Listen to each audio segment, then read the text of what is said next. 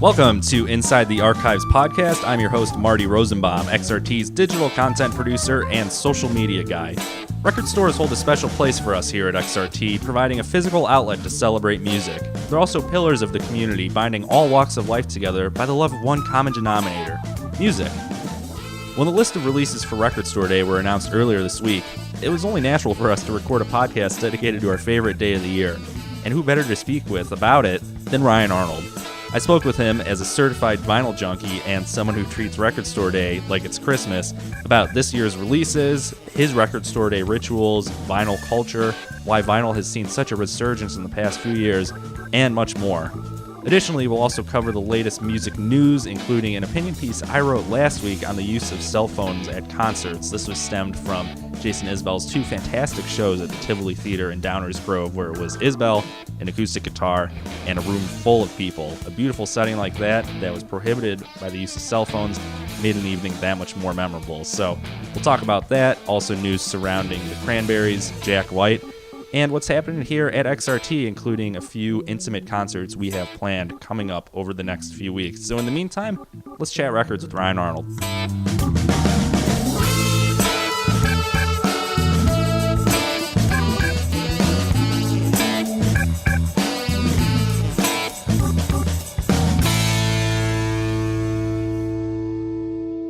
Right now, we are joined by Ryan Arnold, XRT's nighttime DJ, host of New Noise at 9, and resident vinyl connoisseur. Ryan, welcome. Thanks for having me, Marty. So, earlier on this week, Record Store Day, is celebrating their 10th anniversary this year, which is kind of hard to believe. It still seems like a new event, but they announced a lineup of releases, and I thought, who better to bring on the show than Ryan Arnold to talk about all things Record Store Day, vinyl culture, and everything else that goes into this day. So, Ryan, how long have you been doing Record Store Day for?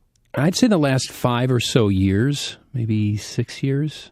It kind of became an April tradition.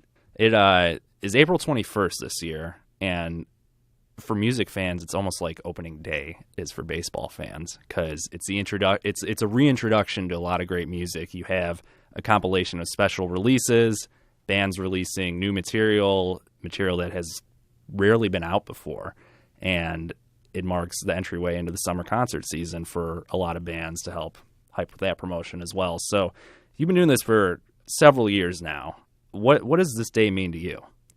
A lot of what you just said. It's kind of the reintroduction to music that maybe we haven't heard in a while. We've seen a lot of reissues or repressings, remastering of albums that are 40, 50 years old, and sometimes they're albums that have been out for a while, or rather they're in wide circulation, but there's so many of them and they're so popular that you'd be hard-pressed to find like a really good quality pressing of, I'm just making this up, but like Zeppelin 1. I mean, right. There are, 10 million of them in circulation. So to be able to have something that's either been remastered or repressed, or it's really cool to have like this is how people, in 1969 first experienced this record. And now I get to as well. But what else it means to me, it's a celebration of just kind of things, gone by. I think it is something cool that you touched on, how a lot of Record Store Day is a celebration of what's old is new again. And especially in the past few years with vinyl making a resurgence, sales have continued to rise over the past several years. It does add on to that excitement of, hey, we get to experience this album all over again. And a lot of old favorites can be turned on to newer generation and newer fans as well. Yeah, you're absolutely right. And it's a different kind of listening as well. And, as a DJ on the radio, we get kind of ribbed sometimes. Oh, it must be nice to sit in a room for 4 hours and listen to music. And it's not what we do. Speaking for me personally, I listen differently to music when I'm on the air. And keep in mind, I'm on the air 20, 25 hours a week. I'm not listening for the art that's behind the composition. I'm listening to, how's it going to sound next to two songs or between two songs? I'm listening to make the best radio that I can. So think of it like passive listening, and the opportunity to really dig into this piece of recorded art. I savor every opportunity I have, because sometimes they're few and far between given the time of year. Record Store Day is one of those sacred, like, I'm going to buy a release. Either it's brand new or maybe it's just new to me. It's something that's, someone has turned me on to. Find this if you can.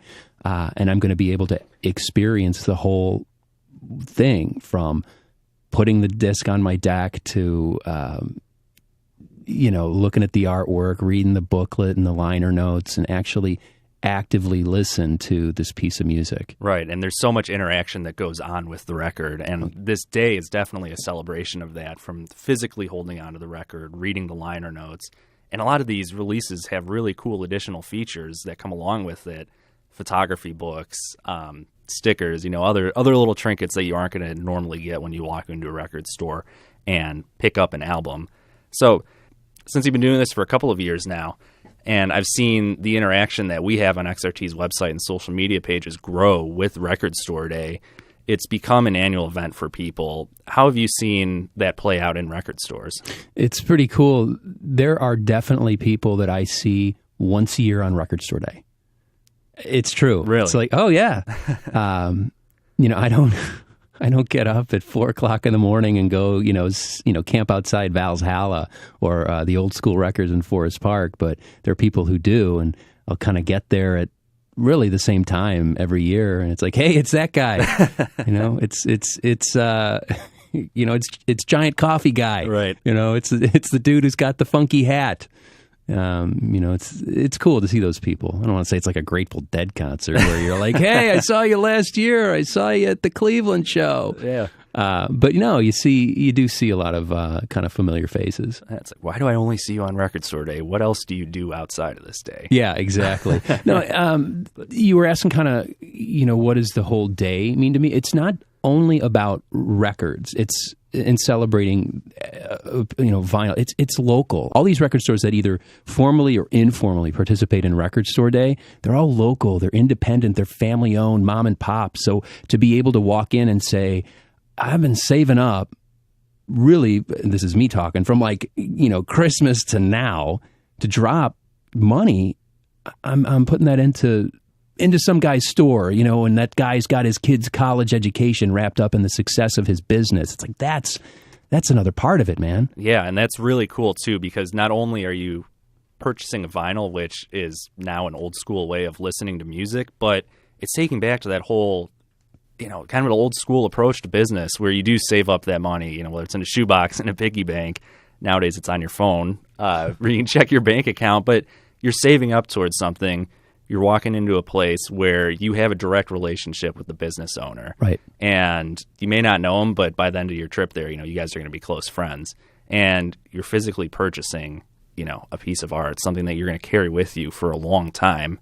And it's really, really cool to see that interaction whenever you walk into a record store. But on Record Store Day itself, it plays out on a much larger scale. There's a joke that someone was asking, like, oh, do you, what do you most look forward to Record Store Day? And, do you wait, however they put it. And my response was, Record Store Day for a lot of us is any day that ends in Y. We don't need an excuse to go and hang out at these shops. And you're right when you say you kind of get to know some of these owners or people that work at these shops. And it's true to be able to walk in and say, what are you into that, you just got in? What are you listening to right now?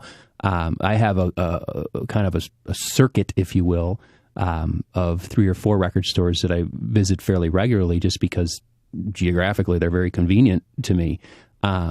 But I have relationships with a couple of these record stores that'll call me. Hey, we've got a new whatever, a Clash bootleg from 1984 came in. Okay, cool, thanks, because I'm stupid for the Clash. And but you're not going to get that anywhere else. Right. And I remember seeing that play out firsthand last year for Record Store Day in 2017. You and I took a trip to Valhalla Records. And I have never met Val before that point. You and her are clearly lifelong friends, and she certainly has her own personality. And it was such a cool experience because I remember as we were wrapping the interview up, I was putting all my camera equipment away, and Val goes, what kind of music you like? What do you want to listen to? And at the time, I had just listened to Fleetwood Mac's, their earlier blues works. I said, Peter Green era Fleetwood Mac. She says, "Oh, come with me," and pulled out like 3 records. I'm like, "This is the coolest thing ever. What the heck?" Yeah, and that's, you only get that stuff when you're able to deal or interact with, on that kind of organic level. It's not so much about commerce as it is about the love of music. We talk about being DJs at XRT. If we weren't on the radio, a lot of us would still be doing the same thing, just in a different way. Marty, if you really like the blues era, Peter Green era Fleetwood Mac, check this out. Yeah. And it was really cool. The cherry on top was just walking home that day and, having a stack of 6 records I think I ended up getting. And putting them on my record player later that night, and it's something you carry with you out of the store, and you get reminded of it every single time you put that on. Reminded every single time you put it on, exactly. What was that, a year ago? About a year ago, probably this time of year, and you're still talking about it. That's it exactly. Right. Now, Record Store Day itself has evolved over time. One of the things that I like is that they bring in an artist as their ambassador every year. I think in 2018, it's Run the Jewels. Years past, they've had St. Vincent, Josh Homme. Josh Homme. Yeah. I always get confused with his name. Jack White, Chuck D from Public Enemy. Mm-hmm. So it's gotten that appeal from an artist perspective that, hey, this is a really cool opportunity for us to showcase our work. From the earlier years of Record Store Day up until now in 2018, have you seen the quality and uniqueness of releases change over that time period where an artist may want to dig up something from their vault, want to do something cool exclusively for Record Store Day as opposed to just say, hey, I want to re-release my first album? I think that this is my experience, partly based on the music that I'm into. Some of the older artists or artists who have records that are 40 or so years old, re-releases are great. Mm-hmm. For what I mentioned earlier, there just aren't a lot of really clean copies of, rumors floating. You can find them, but to be able to get something that's remastered or on 180 gram vinyl, but some of the newer ones, last year, The War on Drugs, their Record Store Day exclusive release was like an 11.5-minute song, and it was, I don't want to say a taste of what's to come, but, it was the first new music that we had from The War on Drugs since like 2014 or 2015. So, to answer your question, I think the newer bands, they don't really have a back catalog, on which to lean and to re-release. So, yeah, we'll put something new together. Right, and I think it gives a cool creative outlet for these bands, too, like The War on Drugs, who, as we've seen with their latest album, has totally segued into that perspective where they're jamming out.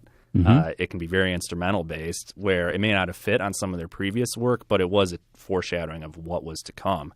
And I think given the exclusivity of a lot of these releases, that could be a trend we see in the next couple of years.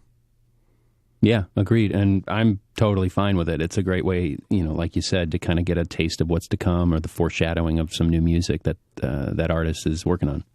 Right. So let's dig in a little bit to this year's lineup of releases. And I printed out a document for you that has 11 total pages. So there's a lot that we're working with for Record Store Day 2018. Earlier on today being March 7th, I posted an article on 93xrt.com with a list to the full Record Store Day listings. You can check that out. But a couple highlights that I want to read and then get Ryan's take on of his favorites are the Allman Brothers Band releasing Live at the Atlanta Pop Festival from 1970, Arcade Fire releasing their very first ever EP, titled EP, Johnny Cash is releasing At Folsom Prison 50th Anniversary Legacy Edition, Bob Dylan and the Grateful Dead releasing Dylan and the Dead, Grateful Dead releasing Fillmore West, San Francisco, California, 2/27/1969. The National is releasing their album Boxer in full, live from Brussels. Pink Floyd is releasing Piper at the Gates of Dawn, the mono version. Police releasing Roxanne. Prince, 1999. U2, Lights of Home. And Wilco, Live at the Troubadour from 11/12/1996. So that's just a small list of selections. Small? That you'll be able to find on Record Store Day, but high quality. So, Ryan, I got to ask the obvious question then. What are you looking forward to? The Jason Isbell and the 400 unit. It's a live recording at Twist and Shout. Looking forward to that. The Grateful Dead and Bob Dylan. Dylan the Dead. It was one of the first Dead CDs that I bought. Yeah. When I first got into it. And there's a version of a tune called Joey, which is an old Dylan tune. It's about I can't. It's Crazy Joe. I don't remember the last name, but a mobster in New York, and just a story about his life and death. Yeah, and you got to serve somebody the version that they do on there, and it's just wild to think like the Grateful Dead is a backup band, you right? know? It's just pretty wild, right? And pretty cool. They had been playing and recording Bob Dylan tunes for years, and now to be able to back them up live was pretty cool. So the Prince 1999 for sure. First Aid Kit, I got into them only about 4 years ago with the record called The Lion's Roar, and that was one of those records that was like a gut punch. Just what did I hear? I don't know that I'd ever heard harmonies like that. So they're releasing a song that is on their most recent record, but releasing a Record Store Day exclusive on that one. Steve Earle and the Dukes, live from the Continental Club. I just saw it. I don't know what like Steve Earle and the Dukes era it is, because they've reformed or toured again. But if it's like mid-late 80s Steve Earle and the Dukes, like that's going to be that's going to be rocking. That's literally going to be like there's no stopping. They're going to start and just plow through, and that'll be fun. You're getting up at 4 a.m. for that one. I'm not getting up at 4 a.m. for that one, Marty. maybe not you. No, so metaphorically, there's my dad and I. I can't talk about what records and specifically what vinyl means to me without talking about my dad. And I'm on record as saying my dad is one of the coolest people that I personally know. And it's true. Like I remember being a kid and him showing me, here's how you handle a piece of vinyl. Here's how you cue up I remember these things. Right. So it's become a definitely kind of like a father-son tradition for the two of us. That being said, he ain't getting up at 4 o'clock in the morning either. But no, our tradition started or includes, we go to Louis Grill in Forest Park for breakfast, and it's at the same joint you and I went to. Last spring, and we start at one end of Madison Street and move east. We start at the Old School Records on Des Plaines. They've been there only, not even 6 months. They moved from their original location on Madison, but and then hit Oak Park Records, and then Valhalla. And if we're not totally spent or broke by that point, we go to Dusty Groove. So it literally is just start in Forest Park and move east until you hit Ashland. Yeah. Well, I love that blog piece that you wrote. I think it may be a couple of years old by this point, but it really shows the connection that this day brings to people and how it can, unite family members, friends. Yeah. And it really is an event as much about the music as it is about the people. You're totally right. And to be able to walk into a record store on any day, but specifically this day, and it's full of people, and you're standing next to somebody flipping through the, rock section, letter C, and you're waiting to be able to flip through, but you're kind of looking over the shoulder what that guy's looking at. Oh man, if you've never heard that Creedence, record, you got to have Cosmo's Factory or whatever.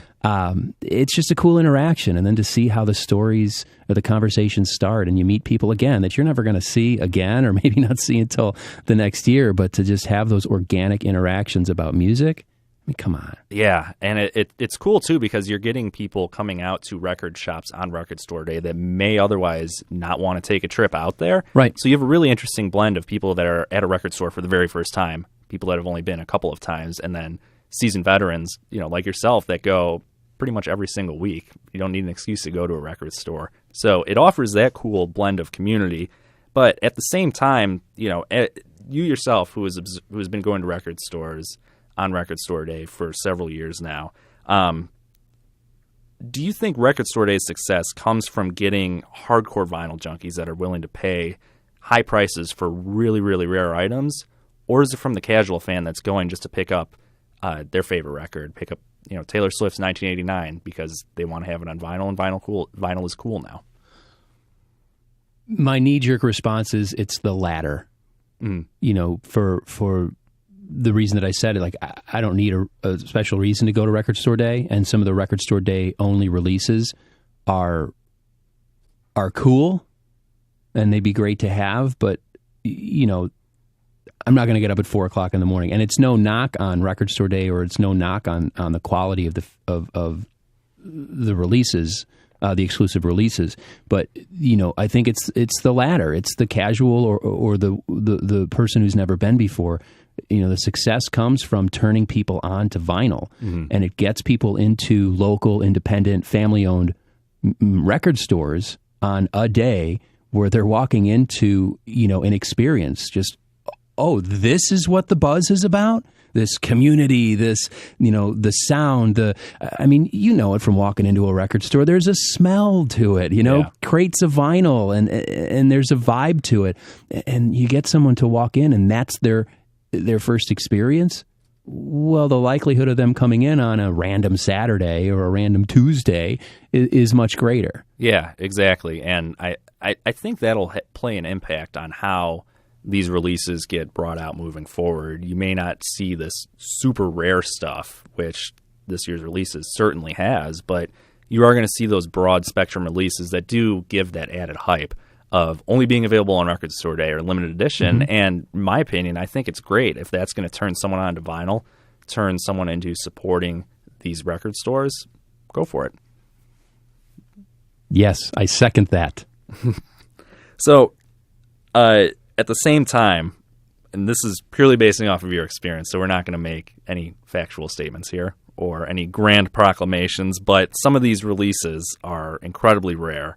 Do you observe consumers being genuine fans of the work when they're in these record stores, or do you see people that you're like, this guy's just looking to snag a rare record and make a few bucks off of it? I think that there's a couple of answers to that. The Grateful Dead, not the Dylan and the Dead, but the live, I think it's a 3 or 4 LP. I'm spacing on the date of it. But February 27, 1969, Fillmore West. Are you serious? Yeah. I swear to God, I think I have that on a cassette. I think I have a tape of that show.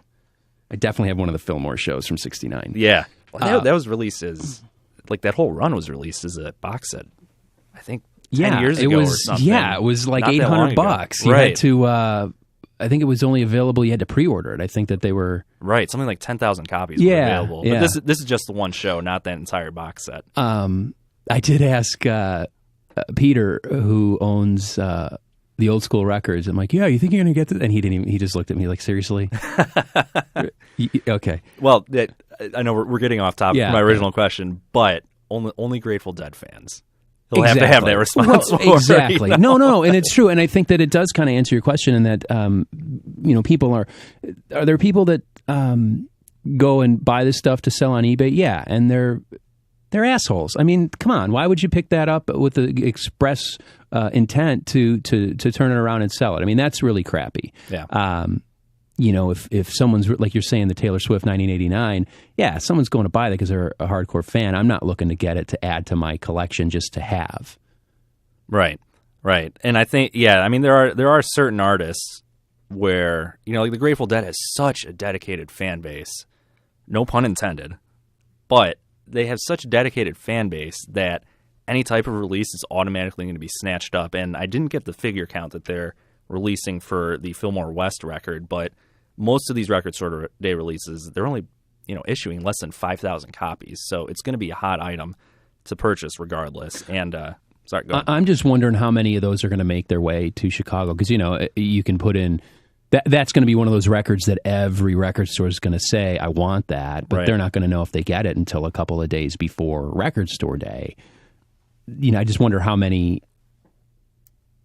are going to make their way to Chicago. Right. I mean, there could be some stores that have 10 copies. Some stores may only have 1 copy. Right. Now, knowing as many record store owners and staff members that you do, how does that process work? Do they know what records they're getting in advance? So if you called them up a week before Record Store Day and say, hey, what do you guys have in stock? They'll be able to tell you, or does this leave it a surprise for record store owners? The way it's been explained to me is it's a surprise. There's, a wish list, quote unquote, that they place their orders and they'll get crates, get their cases only a few days before, and that's when they know what they get. So record store owners can, merchandise and tag them and whatnot. I do know a lot of record store owners, and I never have been tipped off to what's coming, ever. It's a tight-lipped secret. It is, and it should be. It should be, and nobody's. I can only speak for me personally. I mean, I've I've never asked, honestly. I've never, hey, can you tell me what's going on? But I've had record store owners say, like, and don't even ask, because I'm not even going to tell you. Well, you know what's cool about that is this brings me back to my earlier question about getting people who are in there just to make a buck off of a rare release. That seems like a good way to combat it. You're absolutely right. Oh, I know that this record store is going to, has 10 copies of that Grateful Dead, or they've got the reissue of Courtney Barnett's, debut, her EP. You know what I mean? Right. Yeah. Right. And, as a record store owner, how do they view this day? Obviously, it's great for business. You're getting a lot of people coming in, shopping your shop. Even if you aren't getting anyone coming in and purchasing anything, they'll still walk out knowing what a cool experience it was and knowing that, hey, this place exists. How does that carry through for the rest of the year? I wish that I owned a record store. Well, for a lot of reasons, I wish I owned a record store so that I could answer that question. I don't know. I think it's different because you have more established stores. Like a Reckless that's been around and they have several locations. I'm sure this day impacts them differently than it would, Oak Park Records or Val's. It's a different kind of thing. But regardless, what you said about it brings, it's an experience or first time, impression that brings people back throughout the year. I think that's common through any record store. Mm. Yeah, and I think the cool part about this too is you supplement the celebration of music. A lot of stores will offer in-store performances too. So you could walk in and you get tipped off to a fantastic musician that you didn't even know existed beforehand. Yeah. And these types of things happen all the time. It's not like a one-time occurrence where record stores are bringing in artists. Some places it's pretty frequently. Yeah. And I'm thinking about Valhalla again. She at this point has someone curate a day of music, and there might be 5, 6, 7 bands, and she's fortunate enough that Valhalla has the space for it. They really do have a stage in the front window. Smaller record stores, don't have that luxury, and it's important to note that not every record store participates in quote unquote record store day, where they will receive and have available record store day only exclusives. That being said, every record store, I'm sure, will have something going on, whether it's an official record store day thing or not. They're going to have things like, great deals on, used pieces of vinyl. And I do want to mention, that is my favorite part of record store day. I mentioned earlier, saving up a bunch of dough from Christmas until, April 20th, the day before record store day. Well, people are bringing in parts of their collection. They're bringing in pieces of vinyl to sell. Yeah. Because they're saving up for it too. So to walk in, that week or the weekend before and see all this stuff that other people have come in and sold or traded, I mean, man, you can build your collection with some staples pretty easily just because of that, because there's more product, more inventory there. Right. I'm amazed you can hit so many stores. I would totally get lost in a flea market setting like that and walk in at 9 a.m. and be like, how did it get to be 4 p.m. already? Well, there is that. Well, I'm happy to tell you what my process is. Yeah, well, let's go through that. Okay. And then, I want you to give some tips, too, for people that are listening that are on the edge about going to record store day, just some stuff to take them through the day. So, let us know what your process is, and then tips that you can offer people participating in record store day for the first time. So the first is just a tip that's kind of anytime you go to a record store, and that's have a list. And I do have a running list of stuff that I'm looking for. If it's building out, Allman Brothers, I don't have a lot of Allman Brothers on vinyl. I have, and I want to build that out. So I've kind of have this running list of Allman Brothers band records that I'm looking for. Have a list of what you're looking for and go in and kind of stick to that list. It is really easy to be overwhelmed by 15,000 pieces of vinyl in a section, so kind of have an idea what you're looking for. The other thing specific to record store day, just know you're not going to get or see everything that you're looking for, and don't be bummed about it. Just go in with the expectation that I'm here. It's not just about picking up a piece of vinyl or picking up a couple of records. It's about the whole experience of the day. And just kind of going with that expectation in mind. Just enjoy it. What happens, happens. Right. But those are my two. Have a list and go in totally, whatever happens, happens. Yeah. Going with that mentality. Yeah, and that's always a great joy of shopping at a record store. You'll walk out with music you are unsure of, maybe picked up for a couple bucks that you got in a recommendation, maybe just liked the album art, but that's half the fun. You're right. not going to go home and like it all the time, but you know what? It's an experiment worth participating in. You're totally right, and I guess I'll add to the list is ask, what are you into? Ask the record store. You see somebody flipping through, oh, that's a Rolling Stones record that I don't know about. I never had.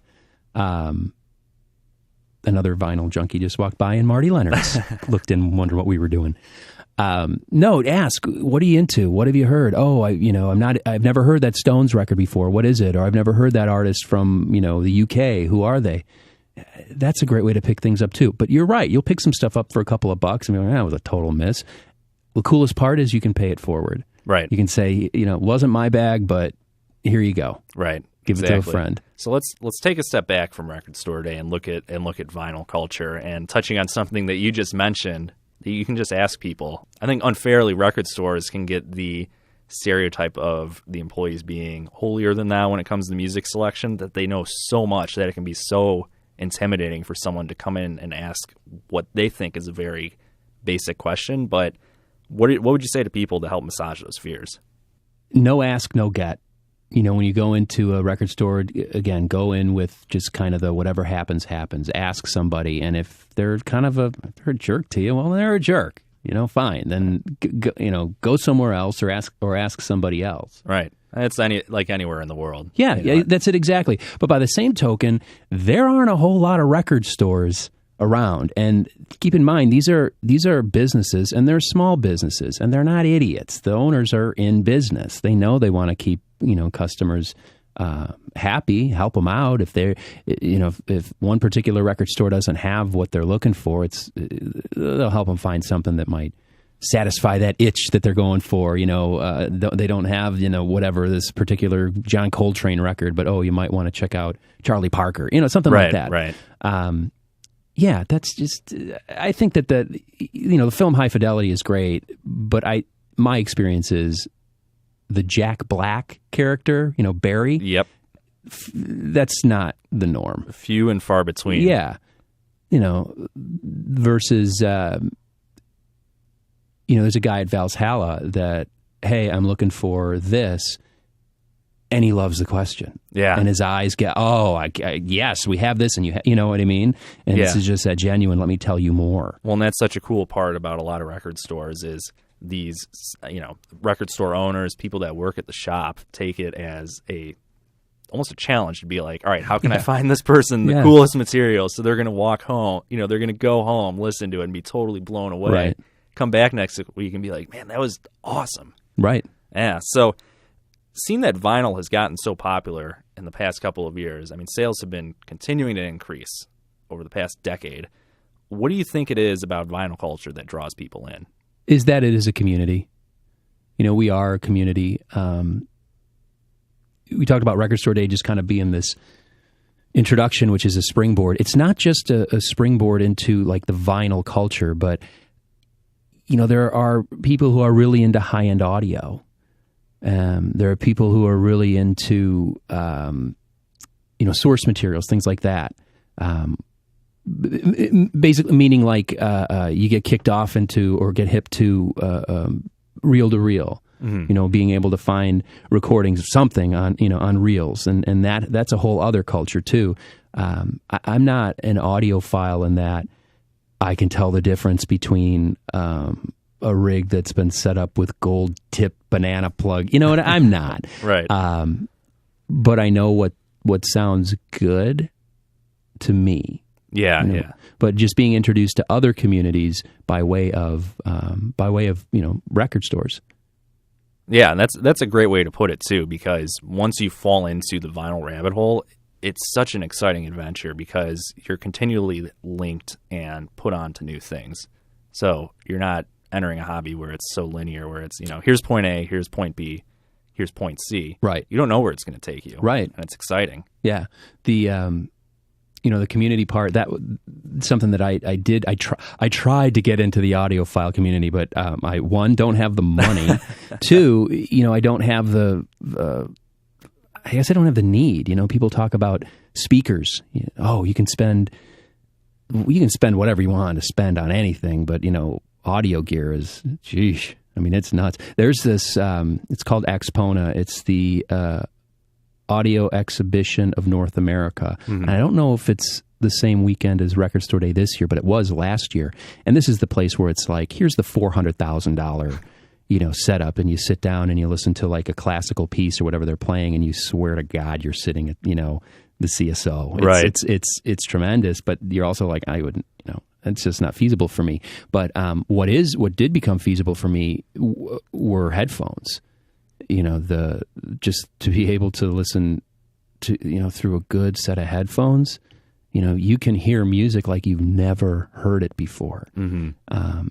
And so that's an example of how, I found that through record stores. I found that through being able to say, oh, this sounds really good. Oh, you should try hearing it through this, or, try these headphones, and this is the difference between closed back, and this is the difference between reference, you know what I mean? Right. But yeah, that's just an example of how you don't know where the one community is gonna lead you. Yeah, and it's not always trying to find the biggest thing. You're not trying to find that biggest sound, the most explosive experience. You want something that sounds great, that's quality.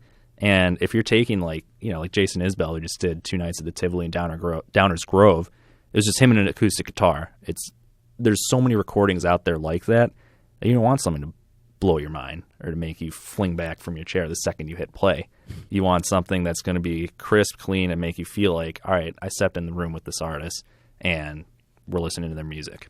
One of my favorite things about Record Store Day is that you see a lot of live recordings.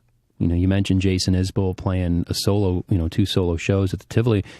I mean, interacting with XRT listeners after those shows, I mean, man, people were crying. Mm-hmm. It was, which is not surprising. I mean, Jason Isbell's a masterful guitar. He's a great storyteller. Mm-hmm. You want to talk about being like in an intimate setting, like it's like you're on stage with the guy. So being able to hear live recordings of some of these bands, especially the bands we'll never get a chance to see, certainly the Grateful Dead, but like didn't Fleetwood Mac, I don't know, they had a live recording. I don't know, I might be wrong on that, but like Fleetwood Mac is an example. Like we're never going to hear, that late 70s Fleetwood Mac sound again. Right. And here it is in pristine. Now here's a hot take that's going to completely contradict what you just said. I'm not a fan of live recordings on vinyl. Okay. I appreciate the rarity and the fact that you can capture this really unique moment in a band's history, I think is cool. I'm just not a fan of having to get up, turn the record over, and go back and 25, 30 minutes later having to repeat the whole thing. If I'm listening to a live recording, I want to get lost in its entirety, sit back, not have to get up, because every time I have a couple of live albums and it's going great, then you hear the scratch, record's over, flip me over, and it takes a little while to get back into the groove of things. Like I said, the recordings are great. I think it's really cool that it captures that era of a band, but just getting the overall flow of a live show, that doesn't do it for me. Then you, my friend, need a second turntable. No, I'm serious. Like Allman Brothers, I think it's Eat a Peach. If you pick up the first record, side 1, flip it over, it's side 4. Mm. Second record, side 2. Other side is side, it's 1 and 3, 2 and 4. 2 and 4. So that you can literally go from one record to the next seamlessly. See, this is why you're here, to educate me. I'm a young, naive millennial that deserves to be yelled at. So you do not deserve to be yelled at. Stop that. No, you're getting into it, and that's the coolest part. You're getting into it, man. Yeah, I mean, it is such a cool way to experience music, and the live stuff. Personally, I enjoy live material than studio material. I think it brings the most out of musicians. So I'll have to look into getting a second turntable, because as of right now, I just have one. And, a lot of times I'm cooking dinner, put on a record, and you hear it stop, and it's like, let's just get into it. And I don't know how feasible it is to have 2 decks, hooked. I mean, I don't have 2 decks either. It's just not feasible nor necessary. Totally want to nerd out, though. It's appropriate. Yeah, it totally is. I'm telling you, though, if you live in an apartment, I do. I have some great speakers. I'm never going to crank them, but spending some money on headphones, you should consider that. No, I'm in the same thing where I'm right smack dab in the middle between, two people live on the other side of me, so I can't crank up speakers. I can't crank up speakers loud. Right. So a great pair of headphones makes a world of difference. And I think the cool part about that too is you can just sit there and it's right up against you. You're not having to fill the entire room because everyone's room is laid out differently. You could have a $10,000 pair of speakers that sounds great when you're at the audio shop, but you take it home and you have a big, expansive living room. You're like, wait a minute, this doesn't sound like it did at the store. Right. No, everything you said is right. And what a bummer to be like, I've dropped, $1,200 on a pair of speakers and go, wow, these sound awful. Yeah. Such a defeating feeling. It is. Well, Record Store Day coming up about 6 weeks from today. We will have plenty of coverage. I know Ryan already talks about it on his own. It's great. I don't even have to ask him to do anything. I wake up in the morning and say, oh, look, Ryan talked about Record Store Day. Fantastic. So if you haven't followed Ryan on Facebook, Twitter, or Instagram, Ryan Arnold Rocks on Twitter and Instagram, right? And Facebook. And Facebook. All three. Keeps it consistent. So give him a follow for all things Record Store Day and all things vinyl. It's a great source throughout the entire year. If you want to get plugged into that world, see what's happening, or just get more knowledge about the vinyl scene here in Chicago, he's a great follow. And we'll have some stuff planned up our sleeve for Record Store Day. Not exactly going to reveal what it is. I don't know if Ryan even knows what it is yet, if I've broke that news in, but we'll collaborate on it. I ain't saying nothing. Yeah. It's tight-lipped secret seems to be the theme of the show today. Yeah. That's something that I think a lot of XRT listeners know and certainly appreciate is with a lot of the DJs, it's Record Store Day is any day that ends in Y. We just celebrate it. It's a part of our lives. It's a part of our air shifts. When you have something that's only released on a B side of a whatever, well, that'd be pretty cool to play. Let's play that. Yeah, and we still queue up vinyls here at XRT. I mean, we had the all vinyl Saturday a couple weeks ago. We've done it three times now. Yeah, we've done it a few times, and it's been Marty Lennertz, Frank E. Lee, and I. And it's no joke. We agonize over it, and our program director, Greg Sulk, is definitely the quarterback. And we did something differently last time, which is we did all album sides on vinyl, which as someone who had to haul like 45 records in a milk crate from my house and into the radio station, I really appreciated only having to haul about 10. Yeah. Certainly makes your job a lot easier. It does. Yeah. Well, Ryan, thanks again for hopping on the podcast today. And like I said earlier, be sure to give him a follow on Facebook, Twitter, and Instagram, and follow XRT for that matter so you can find out more information on all things Record Store Day and find out more information about Inside the Archives podcast as we continue to go through this endeavor. And Ryan, great speaking with you. Thanks so much for taking time out and looking forward to your Record Store Day material. Thanks. Looking forward to it too, Marty.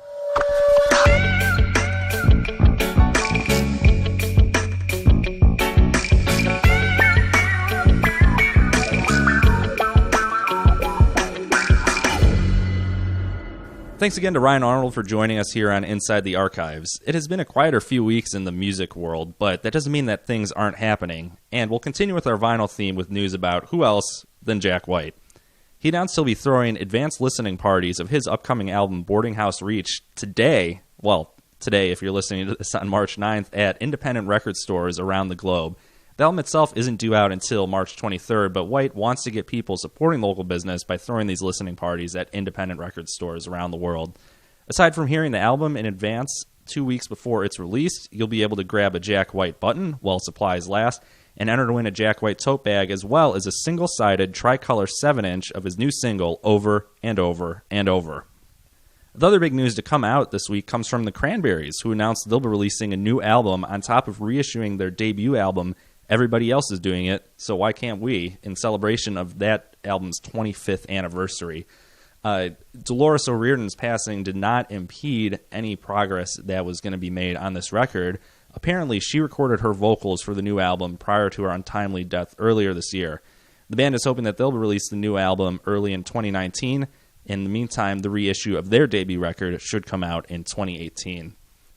I also wrote a piece on 93xrt.com last week reacting to the no cell phone policy during Jason Isbell's shows at the Tivoli Theater. And for me, that setting, it was perfect. The entire show was just Isbell as well as an acoustic guitar, and in my opinion, the bright glare of a cell phone would have totally ruined that environment. In between songs, he told elaborate stories, both serious and joking manner. I mean, the guy's a charmer, so it is great to hear him talk in between his songs, but having a glare of a cell phone, totally inappropriate in that setting, and I'm really glad that that policy was enacted. However, I don't believe that should be the case at all concerts. There is a time and a place for cell phones at shows, as long as you're not impeding on other concert goers' enjoyment of the show.